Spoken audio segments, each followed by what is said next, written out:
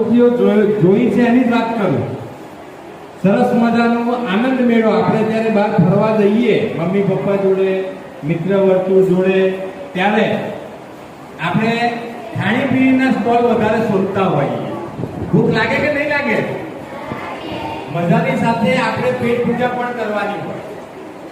તો આ આનંદ મેળામાં શરૂઆતથી માંડીને કદાચ 15 સ્ટોલ હશે, 10-15 ચાલે, ઘણા નથી, પણ દરેક જણાએ આના માટે કંઈક ના કંઈક મહેનત કરી હશે. અહીંયા ઉભેલા છે એટલા જ નહીં, પણ સાથે તમારા મિત્રો પણ જોડાયેલા હશે, મહેનત કરી હશે. તો આ આપણે એક ભવિષ્યમાં પણ વ્યવસાયિક રીતે આમાં પણ આગળ જવાય, જવાનો આનંદ આવે છે.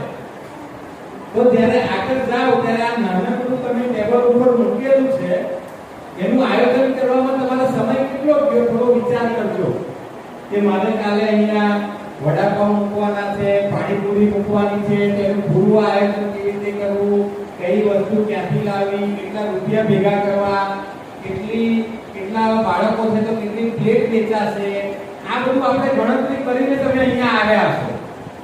અને કેટલા રૂપિયા ખર્ચો થયો એ પણ નોંધ્યો હશે ને તમે બધાએ, કારણ કે પાર્ટનરશિપમાં બધાએ કામ કર્યું હશે. બધાએ 50-50 રૂપિયા, 70 રૂપિયા, 100 રૂપિયા કાઢ્યા હશે, 200, 300, 400 રૂપિયાનો સ્ટોલ બન્યો હશે અને સાંજે વેચાશે પણ ખરું. તો જે વેચાય એની આવક પણ ઊભી થાય. તો આવક ઊભી થાય તો ખર્ચા સામે આપણે આવક કેટલી થઈ એની પણ ગણતરી કરવાની.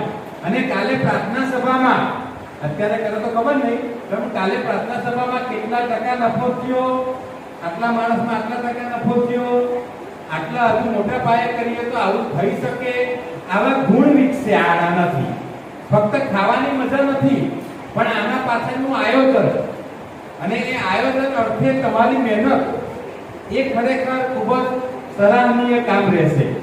કારણ કે અહીંયા આગળ પાવ લાવી દેવા, વડા લાવી દેવા, સમોસા મૂકી દેવા એટલું જ કામ નથી, પણ એના આયોજનનું કામ. તમારી પાછળ મમ્મી પપ્પાને પણ તમે કામે લગાડ્યા હશે કે નહીં ગણાય? તો એ મમ્મી પપ્પાને પણ તમે કામ ધંધે લગાડી મૂકે.